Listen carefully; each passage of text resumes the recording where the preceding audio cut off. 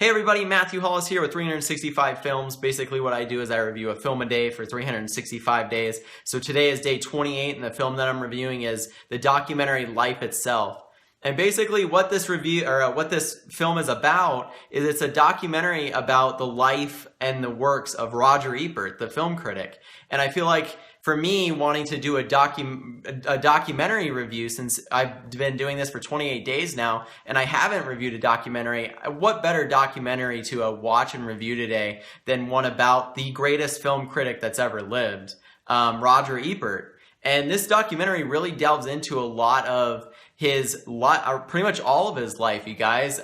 Even his really early works before he got into film criticism, before he really found that bug where he just had to watch all these films and he was really excited about it. And if you guys have never watched Siskel and Ebert, or if you haven't read one of Roger Ebert's reviews, I highly recommend you guys do that. You can always find him in Siskel's reviews on YouTube for even old movies. One of the best ones is Apocalypse Now. Roger Ebert actually didn't like not Apocalypse Now, Full Metal Jacket. Roger Ebert really didn't like Full Metal Jacket, and that's kind of interesting for me because I love Full Metal Jacket. I actually plan on getting a poster somewhere soon of Full Metal Jacket, but it's one of my favorite films. Stanley Kubrick is my favorite director, and so hearing his review of it, and it was a negative review, was kind of interesting because I thought it was, a masterpiece. But what's really great about the Siskel and Ebert show and what this documentary really delves into is how incredible it is to have two people that have complete opposite opinions sometimes, and they would just debate it out. And what's funny about this documentary is it goes past, when after they're done recording the Siskel and Ebert show, and Siskel and Ebert are still sitting there and they're still bantering back and forth as far as a movie goes because they have different opinions and they just never could let it go. They always thought that you could talk the other one into their point of view as far as the film goes. And another great quote from this documentary from Roger Ebert is he's like, when I worked for the Chicago Sun-Times, people would always walk up to the person that reviewed music and went, wow, listen, I want your opinion on what's the greatest music out right now because I want to hear it. And he said, and then the same people would come over to my desk and go, listen, Roger Ebert, I watched your film review last night for so-and-so film, and I completely disagree with you. He was saying how, like, no matter what it is about film, people always seem to have different opinions, and that's always great too, to hear somebody else's opinion on something, because you can really find something in a movie that you didn't know was there. And that even happened lately where I went and saw Room, and I came out of it going, I don't think it was as impressive as I really thought it was going to be going into it. And then I really sat and thought about it, and I go onto discussion forums and discuss films because it's what I love, it's my passion.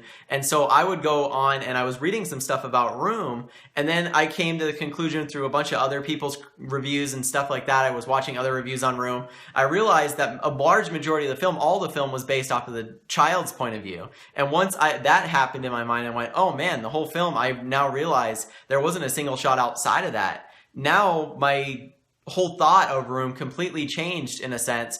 And I reshot an HD review and uploaded that instead of my Periscope because my opinion of it had changed to an even better opinion once I knew more about the film. And that goes to show how incredible a great film reviewer can change things for you. And I'm just working on trying to get better and better at this, you guys. And so watching this documentary by the best film critic really helped me, and man, his writing style was incredible. But obviously he was a great film critic, everybody knows that, but this documentary goes a lot further than that. It goes a lot into his relationship with his wife Chaz, as well as his cancer and his life, and coming to terms with what was happening to him. And he was such a strong human being, you guys. I mean, the amount of things that happened to this guy. Think about, he had cancer in his neck, and then he also had cancer in his jawbone, and they had to get rid of his jawbone. I don't know if you guys know too much about Roger Ebert, but This is basically a guy that spoke on camera as his job, and they got rid of it. They said, listen, we have to get rid of your jawbone. And so he wasn't able to communicate anymore. So he started a blog, and he started putting content on that blog, and that blog is still here today, rogerebert.com. You can go on there whenever you want and look at some of his old reviews dating all the way back to the 1960s, you guys. And it's incredible reading some of his reviews nowadays and seeing what his thoughts were of films that I'm watching today. You know, me going in and watching a film and then getting on here immediately and reviewing it for you guys is interesting, because I never go into these reviews reading somebody else's opinion, but my opinion does change. But the way I'm doing these periscopes is I get on and I tell you guys my immediate reactions, so you can kind of see where my head is. And so this documentary was incredible, you guys. I think it was a great documentary for me to start with. I love documentary films. Me and my wife watch probably more documentary films than we do watch actual films. And that is just because I love documentaries that can jump into a specific topic and either completely change your mind or open your eyes to a subject you didn't know about. And some of my favorite documentaries, especially this year, there's been a ton of incredible documentaries that have come out. And every single year, there's always that one controversial documentary that really delves into a subject really deep. 2015's documentary was Going Clear, which I recommend you guys see. It's about Scientology. Great documentary. But anyways, you guys, I appreciate you guys getting on here so much. I hope you have enjoyed my review of Life Itself. And if you haven't seen the documentary Life Itself, or you're interested in kind of Roger Ebert's life, the documentary is actually really funny. Roger Ebert was an incredibly funny man, and he was very well spoken. One day I hope to have half the vocabulary this guy had. So appreciate you guys so much. Thank you for sharing this out. Thank you for supporting me. I'll have another film review for you guys tomorrow. Like always, you can send me a Facebook message, facebook.com/galv, GHALV. And I recommend any films to me, you guys. I'm on day 28. I'm almost done with January already. And it's really, really awesome. Cannot wait to start February. I kind of want to start tackling a specific subject every month or even every week. And I think I was watching something today about Paul Thomas Anderson, the director that did Magnolia, and I reviewed his film a couple days ago, one of his films, which was Punch Drunk Love.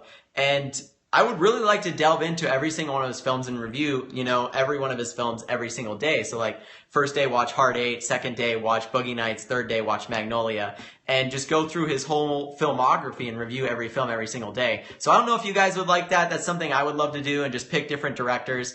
Spielberg would be like a month it would take me to review all of his films, but I think that would really be really cool. The Help, that's a movie I actually haven't seen yet, and I hear really great praise about it. So thank you guys so much for supporting me once again. I'll have another review for you guys tomorrow. Love and appreciate you guys, so talk to you tomorrow. Thank you so much.